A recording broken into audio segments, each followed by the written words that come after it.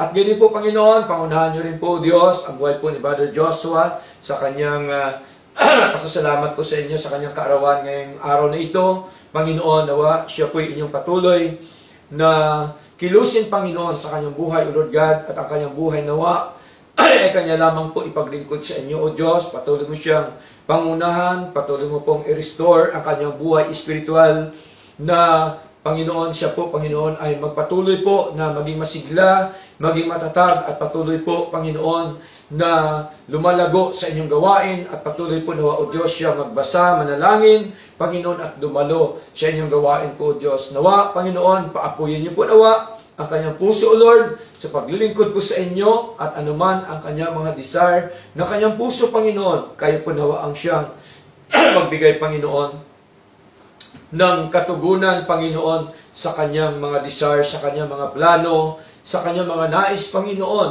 O Lord God, sa kanyang buhay. At alam po namin, O Lord God, na kami po ay na umaasa lamang, Panginoon, sa iyong biyaya. Wala na pong iba, Panginoon. Nawa, biyayaan niyo po ang kanyang buhay, Panginoon, at nawa, higit sa lahat, sa kanyang espiritual na buhay, Panginoong Diyos. Nawa, patuloy mo siya patatagin, pasiglahin, at huwag niyo po nawang hayaan ng Diyos na siya po'y manghihina. Panginoon, manapay, magawa po nawa niya lagi, araw-araw, ang inyo pong mga kalooban sa kanyang buhay po, O Diyos. Nawa, pagpalaan niyo rin po kanyang buhay, kasama po ng kanyang buong sangbahayan, buong pamilya, O Diyos, at ganyan po, Panginoon, pagpalaan niyo rin po ang kanyang hanap buhay, Panginoon, pagpalaan niyo po ang kanyang mga minimithi, Panginoon, sa kanyang buhay po, O Diyos. At tunay nga po, Panginoon, na sabi niyo po sa iyong salita, Panginoong Diyos, na tuparin lamang po ang inyong mga kautusan, Panginoon,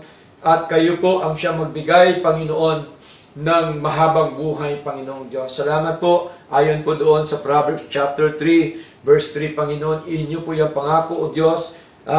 Verse 2, Panginoon, inyo po yung pangako, Lord God, sa inyo po mga salita, Panginoon, na kapag kami, Panginoon, ay sumunod sa inyo, gawin namin yung kautusan, Panginoon, ay bigyan niyo po kami ng mahabang buhay sa mundong ito. Salamat po, patuloy niyo rin po na siya pagkaluban ng habang buhay, marami pa po nawang kaarawan, Panginoon, marami pa pong pasasalamat ang kanyang mararanasan, ang kanyang gagawin sa inyong harapan po, O Diyos. Salamat po, Lord God, patuloy mo siyang ingatan, gabayan, at proteksyonan sa araw-araw po niyang buhay po, Lord. Salamat po na marami.